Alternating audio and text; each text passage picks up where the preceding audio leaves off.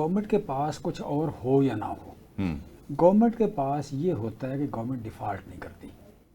Government जिस bank को support करे या लाइसेंस दे, उस बैंक में लोग पैसे जमा कराते हैं, उसमें सोना रखते हैं, सारा कुछ करते हैं। जिस जगह पैसे कहें कि जमा कराओ, बिल जमा कराओ, वहाँ पे बिल जमा कराते हैं। जितनी फ़ीस मांगे वो लाइसेंस की हो, वो मीटर लगवाने की हो, वो देते हैं। गवर्नमेंट पे लोगों का ट्रस्ट होता है। यहाँ हम देखते हैं जो सबसे बड़ा इशू है, उसको थोड़ा गौर करें। इशू ये है कि इस गवर्नमेंट की ज़ुबान पे या इस गवर्नमेंट के कहे हुए अल्फाज पे लोगों को ट्रस्ट नहीं है। जिस तरह मैंने बताया कि उनके वज़ीर ख़जाना कहते हैं कि हमारा अपना स्टैटिस्टिक ब्यूरो जो है वो झूठ बोलता है। अब साथ आज वज़ीर आज़म कह रहा है कि मुल्क को रेस्क्यू कर लिया गया है। रेस्क्यू क्या किया है? दो तीन चीज़ें देखें। पहली बात ये है कि इस मुल्क में पहली बार 18 मिलियन यूथ बेरोज़गार हुई है। कितनी? यहाँ रुकिए, मुल्क को फाइनेंशियली रेस्क्यू कर लिया गया।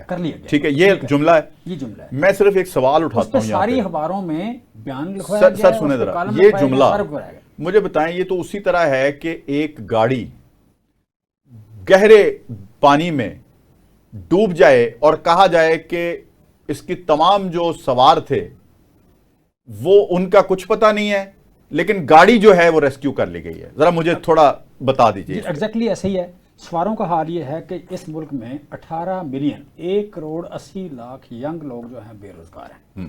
दूसरा, इस मुल्क में वर्ल्ड बैंक की रिपोर्ट है कि 22% बेरोजगारी है। पाकिस्तान में बेरोजगारी रही है हमेशा को 3% से लेकर 7% के दरमियान। हिस्टोरिकली पूरी हिस्ट्री में 3%। हाँ, कैश साहब ज़्यादा डिटेल से बता देंगे। 3% से लेके 7%। मैं जब वज़ीर बना तो मैंने 1947 से लेके 2022 तक टोटल डाटा निकाला, बेरोज़गारी का, एक्सचेंज रेट का, ग्रोथ का, वगैरह वगैरह सारा। अच्छा, तो मैंने कहीं बेरोज़गारी को 7% से ऊपर नहीं देखा। बुरे वक्तों में 7% रही है, इस वक्त 22% है। दो बातें हो गई।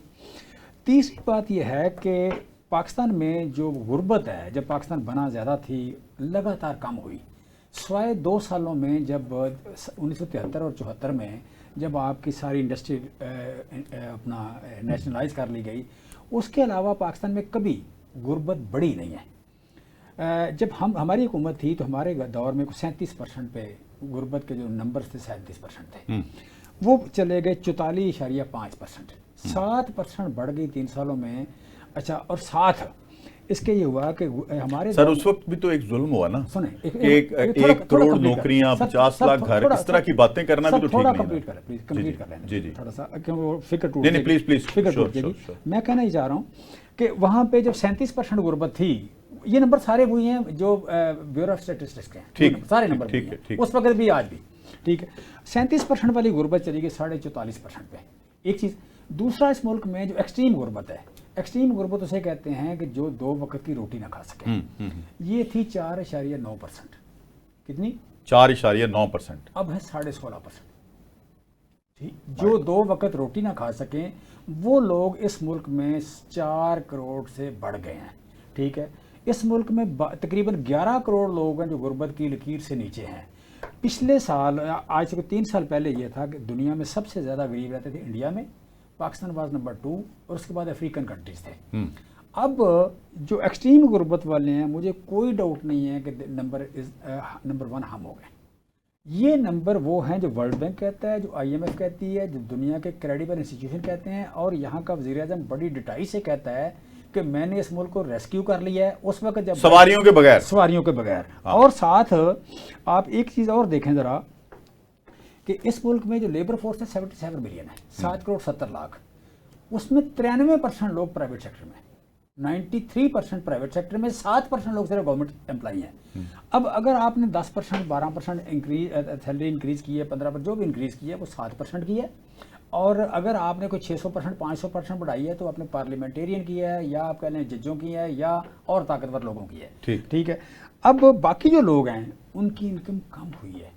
वजह, इस मुल्क में 3 सोर्स हैं इनकम के, एक ज़राअत है, दूसरा आपकी इंडस्ट्री है, तीसरा आपका सर्विस सेक्टर है।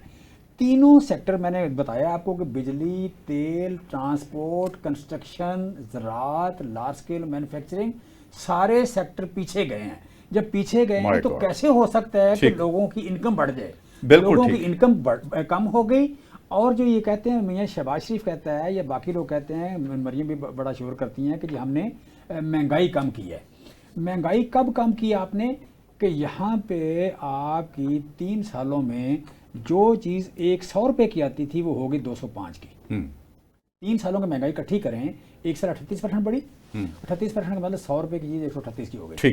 اگلے سال جو ہے وہ کوئی آلموسٹ یو کین سے 22-23% بڑھی, وہ چیز 180 روپے کی ہو گئی. اس سے اگلے سال تو جب یہ بڑھ گئی, اس کے بعد آپ کی جب 100 روپے کی چیز 205 کی ہو گئی تو ساتھ آپ کی انکم نہیں بڑھی. اب وہاں آپ نے مہنگائی کر لی صرف 5% بھی کر لی, تو وہ آمدن تو ان کی قیمت تو 205 روپے پہلے ہو چکی ہے, آمدن بڑھی نہیں ہے. لہٰذا آج ان کی جو کیس صاحب زیادہ بہتر بتائیں گے کتنے % رہ گئی پرچیزنگ پاور, اس کے ہوتے ہوئے فیل گڈ فیکٹر تو آ ہی نہیں سکتا. بالکل ٹھیک ہے. اچھا, قوت خرید بھی ختم ہو گئی.